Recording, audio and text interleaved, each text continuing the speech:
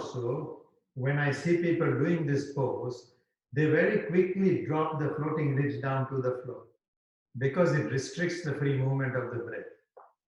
You do want the ridge to go down towards the floor, but don't begin the action there. Begin the action in untucking the pelvis. And if I may, don't even begin in untucking of the pelvis. Rotate the thigh in, top femurs in, without straining the knees. So the whole sense of untucking the pelvis begins in internal rotation of the thigh first, like in every forward bend. That effect of rotating the femur in has to be received by the pelvis for the pelvis to begin untucking. Very carefully then, you can add a little extra action of untucking the pelvis to begin the concavity of the lumbar in the lower extremity of the lumbar.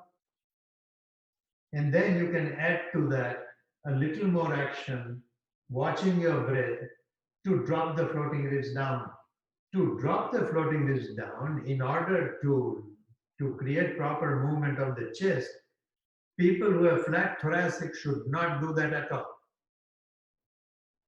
But everybody else can increase that sensation by lifting the head up very, very, very high, almost as though the back of the skull is hitting your dorsal spine. Rotating the thighs in without overdoing it from the knees. Untuck the pelvis. Do that untucking action. Add the movement of the floating ridge. Increase that action in the upper body by lifting the head up very high.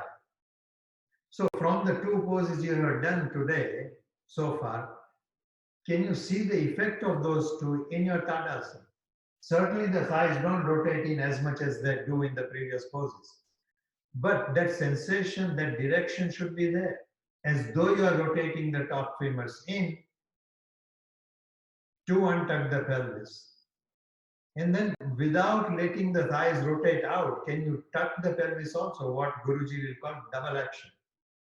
To create a proper concavity of the lumbar, the action again must begin near the pelvic floor, near the lower extremity of the lumbar, I should say.